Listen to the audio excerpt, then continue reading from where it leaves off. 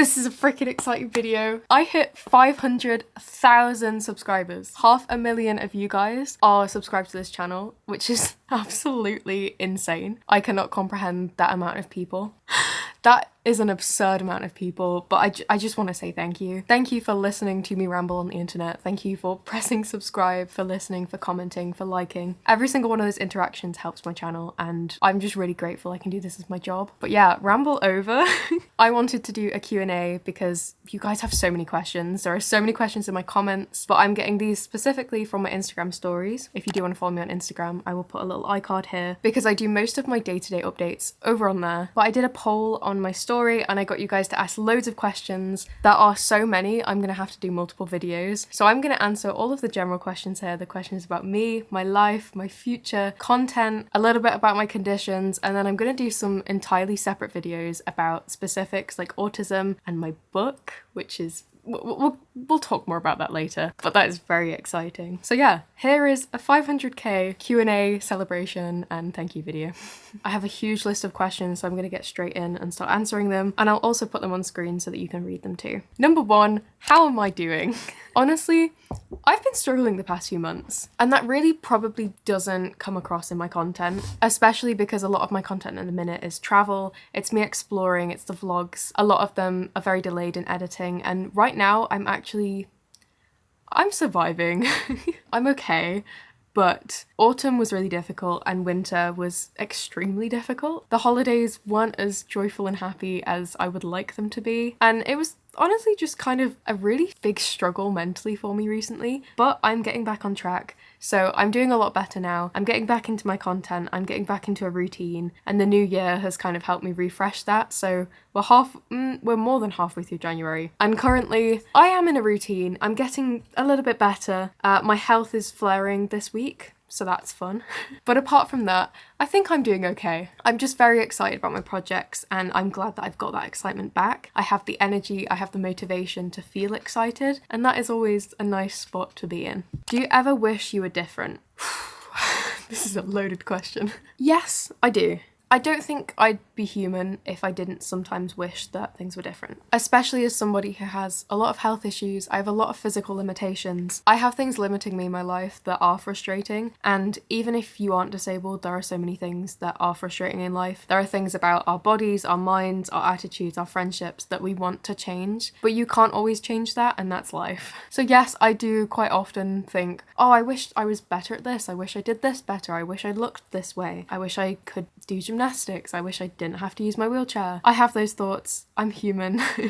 Even though I am confident in a lot of things, I'm obviously still an imperfect human being with a lot of insecurities. I do struggle with my self-esteem. I struggle with confidence. I struggle to validate myself. I also just know that I need to accept who I am, and I'm never going to do that if I focus on what I want to be different. And so if there's something that I can change, I don't sit and ponder it. I don't sit and just want it. I make a plan. I formulate actual actions that are realistic for me and that are healthy for me, and if I can get there, then great. And if I can't, if it's something I can't change, like immediately wanting to go back to gymnastics and physically not being able to, then I kind of just have to sit with that, accept that my life is different from the way I imagined it. I didn't expect my life to look like this, but it doesn't mean that my life isn't worth living. It doesn't mean that my life is bad. Different isn't always bad, and as an autistic person, it's difficult to accept that, but I'm slowly learning that it's okay that it's different. It's okay that I'm different. It's okay that I don't fit in everywhere, because I'm never going to be able to please everybody.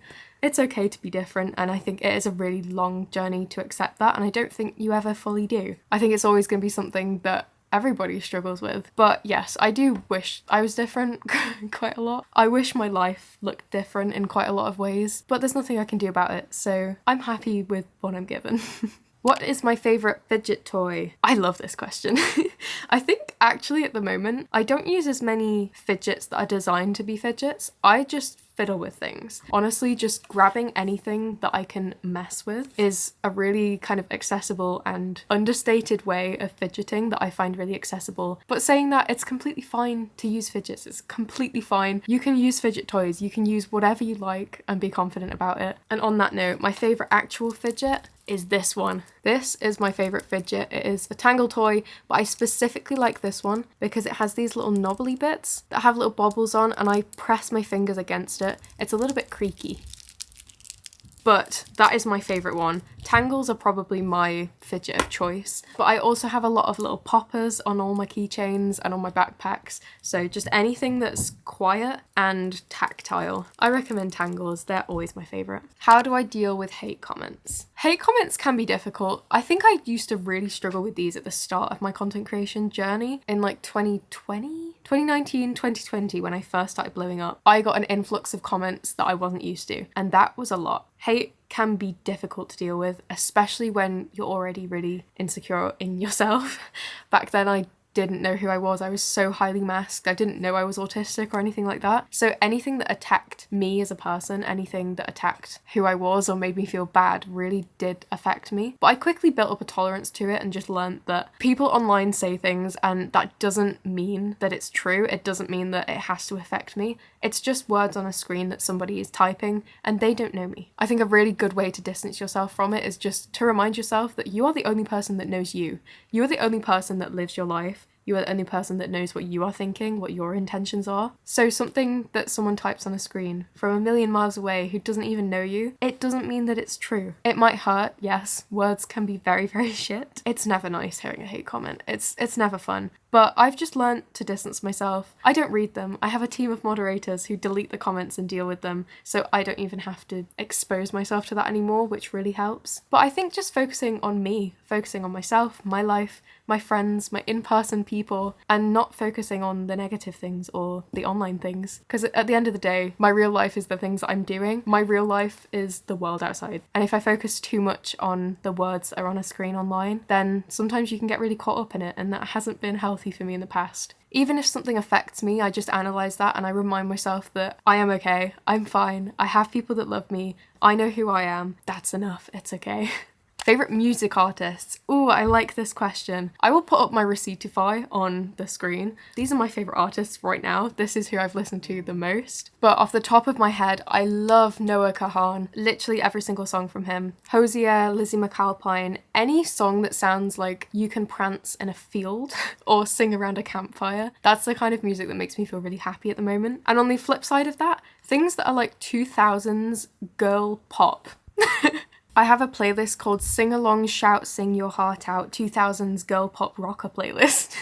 And it has things like My Chemical Romance, The Killers, songs like Dear Maria, Count Me In, Teenage Dirtbag, all of those things that you can scream and shout and feel like your 13-year-old self again, but in a good way. I love any song like that. But yeah, in general, indie folk is my favourite genre. And also a little bit of kind of country, like Noah Rinka, Harbour and Home. If you do want to know what my Spotify is, I will link it down below so you can follow me. You can go stalk my playlist. And I'll also link to my music down below, because if you didn't know, I did release a song. Will you become a full-time YouTuber, or do you have another job in mind? There are a couple comments about jobs, so I'm just going to answer them all in one big question. But I am a full-time YouTuber. 2024, I officially took it full-time. This is my job. This is how I earn a living. I share my life. I document my life. I make content. I educate. I do advocacy. And that is my job. Which is crazy. That's so crazy to me. And it has been my dream job since I was like 5. But yeah, I've been doing it ever since I can remember. I love sitting to a camera. I love talking to it. I love the whole setup. It's really fun. And I obviously love helping people. I feel like I actually am making a difference. Like I'm doing something. I'm connecting with people. There's a community. So it's not just about the content. It's about the people as well. And I adore that. So I have my dream job. Which I am extremely grateful for. Next question, university. Just one word. I have decided not to go to university for now. I was originally taking a gap year after college. If you're not from the UK, we have high school, which is until age 16, college, which is 2 years until you're 18, and then you have the option to go to university, which is usually about 3 or 4 years. I finished college at 18 and took a gap year. I'm now on my 3rd gap year. I decided not to go because honestly, leaving the education system, leaving classrooms kind of saved my life. It allowed me to unmask. It reduced so much stress in my life. It enabled me to focus on content, so I've now got an actual job. It has just changed my life in ways that I don't want to undo. And I know that going to university, even though it would be a little bit different, it'd be a bit more independent, it's still a lot of work, a lot of stress. I might have to move, and I'm not in a position where I could move out right now. So I've decided not to go. If I ever decide I want to become a teacher or something where I need a degree, I might go in the future. That is always an option. But right now I'm not in a place where I would cope with it, and that's okay. I would prefer not to get into the student debt if I don't need to. Yeah, my life is actually a lot better since not being in education, so I don't think university is for me, and that's okay.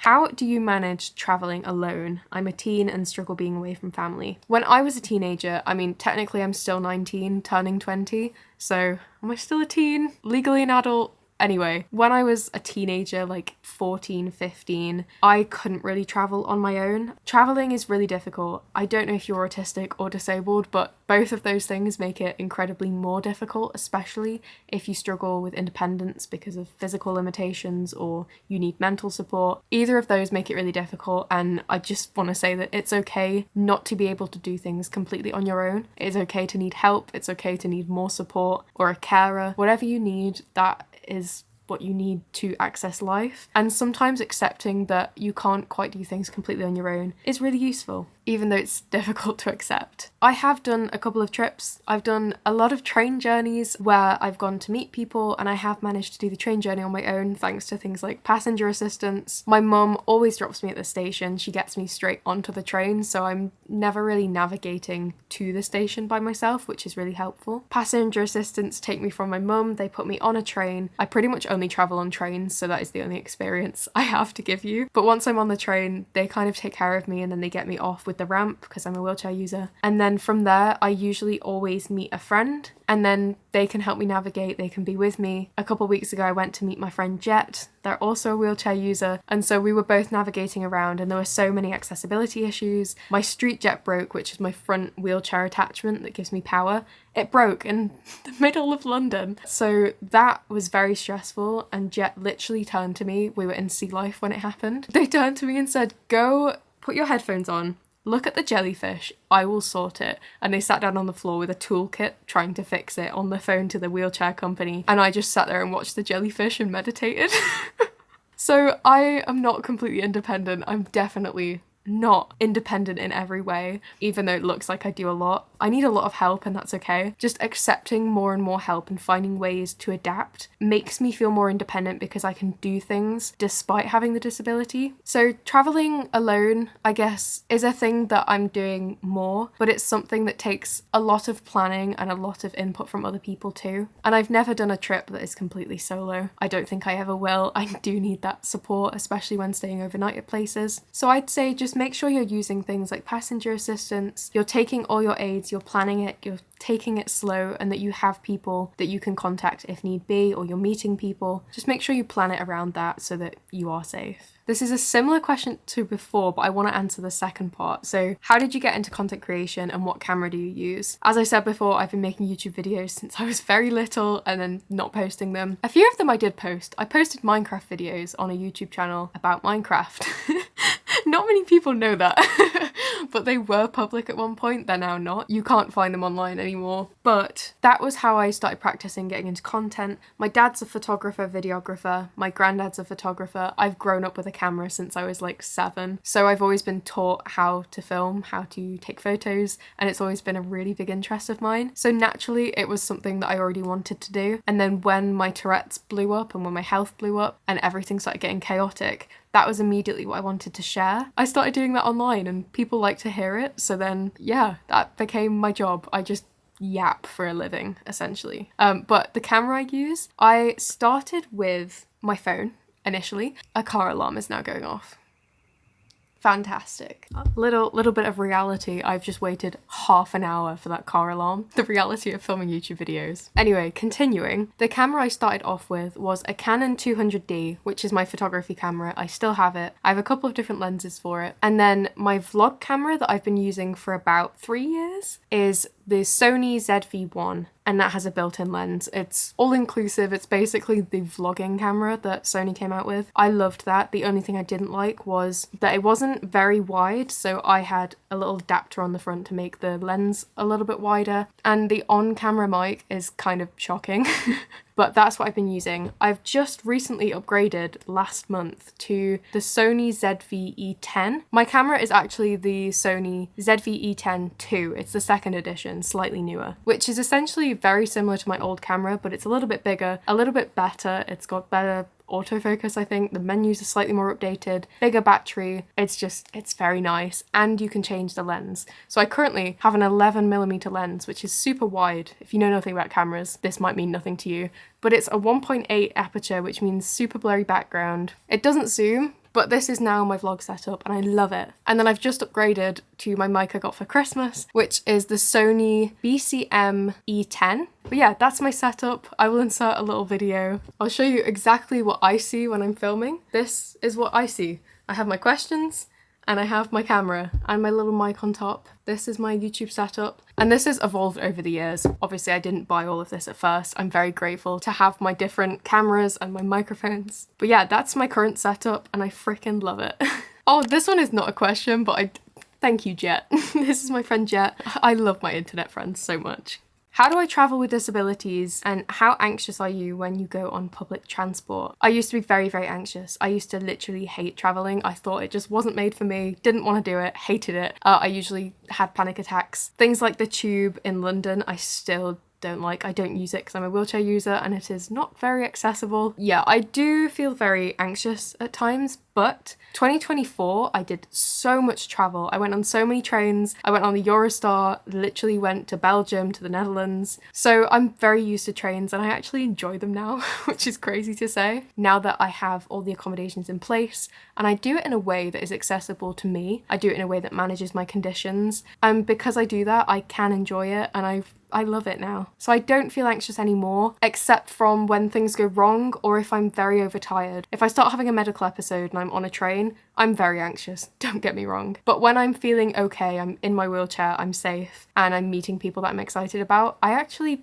do enjoy it. I don't feel too anxious anymore. I think I manage it pretty well. The stuff I said earlier about traveling alone, that kind of explains what I do when I'm going on trains and the accommodations that I have to put in place. My wheelchair is the main thing that's given me independence. I could not travel without mobility aids. I couldn't travel without my chair, without my power attachment. Those things really, really help. So just accommodate your needs. Don't push yourself over your limit. If you need to say no to something, say no. It hurts, I know.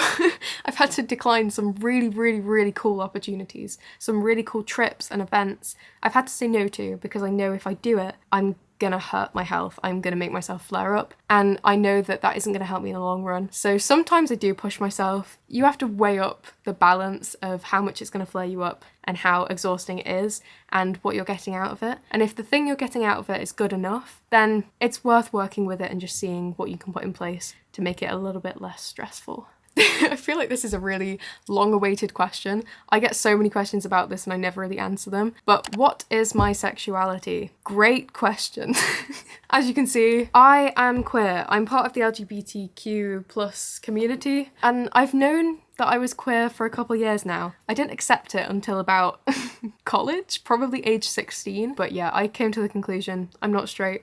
I like women. I just like humans in general. And that's something that I've been really struggling with the past year. I've had like 5 different sexuality crises, I swear. And it's something that I've written a little bit about in my book. It's easier to get into writing. So if you do want to know more in detail about these sorts of things, when I release my book, there are so many details that are hashed out in a better way in there. But basically, I don't want to label myself. I don't feel like I have to figure it out. I don't think there is anything to figure out. It's okay to be in the middle. Sexuality, gender, it's all a spectrum, and you just sit where you sit. You don't have to fit into a category or a label or a box. And I don't necessarily identify with any label specifically. I just like who I like. So yeah, I'm queer, and that's how I define my sexuality. But to any of you who are queer as well, if you're part of the community, hello, welcome, you're safe here. I feel like it's very common to be autistic and queer. It's very common to be disabled and queer. Wherever you are in all of those things, you're welcome here. Okay, I think this is my last question, and it's very relevant to me at the moment, so I feel like it's a good note to end on. But how do I recharge after a stressful time? I have had a difficult autumn, difficult winter, as I said earlier, and I feel like I've just been in a cycle of trying to come up with a plan, trying to start fresh, new start, get myself back on track, get out of a rut, and then I just fall straight back into it. And I feel like that's a really common cycle to get into and to be stuck in. But I finally feel like I am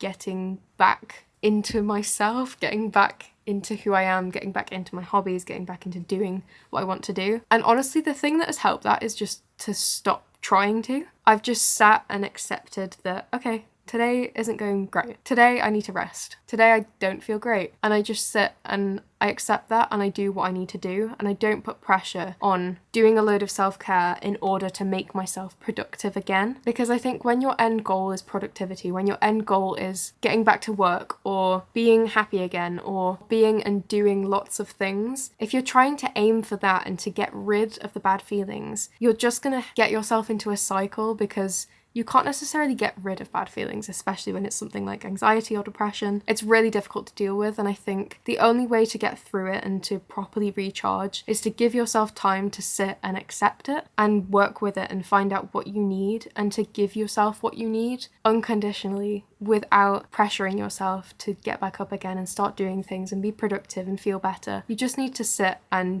be wherever you are. And that's such a difficult thing to do. I struggle with it a lot. But recently I've just been doing whatever my brain needs. If you have a chronic illness, your mental health does really affect your physical health too. They go hand in hand. So just allowing yourself to rest and not feeling guilty about it or trying to. I know it's easier said than done, but that can just help to actually recharge you mentally rather than just giving off the illusion that you're doing better. You don't have to do it for anyone else apart from you, and that is really important to establish. But yeah, I've been reading lots, I've been getting back into my hobbies, doing things that I enjoy to remind me why I want to feel good, doing things that bring me up rather than just trying to get rid of bad habits. If you constantly focus on getting rid of, and I need to do this and this and this and get rid of that habit and get rid of that habit, you're focusing on the negative.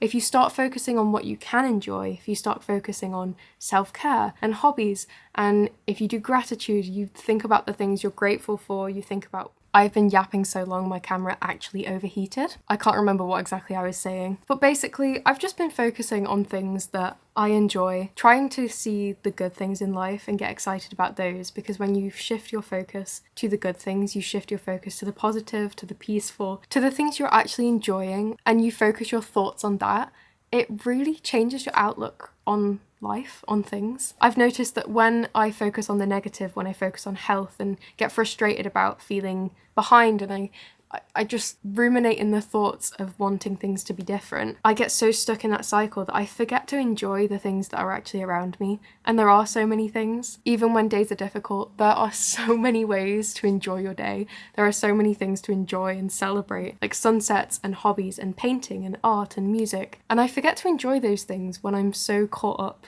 in the negative things. So I think breaking yourself out of a cycle just involves actually learning to enjoy life again. And you don't always have to change things. Just recharging yourself, I think, is just resting and putting yourself into a mindset where you can enjoy things and where you appreciate things again, because that makes it a lot easier to feel positive and to enjoy living. And yeah, that's something I've been really working on, and it's been a really long journey. I've actually been struggling a lot with this, but I feel like I'm finally getting into a place where I can enjoy, and I'm even enjoying filming content. I'm filming YouTube videos, which I haven't filmed in so long. I'm really happy to be back sitting, giving my advice, wisdom.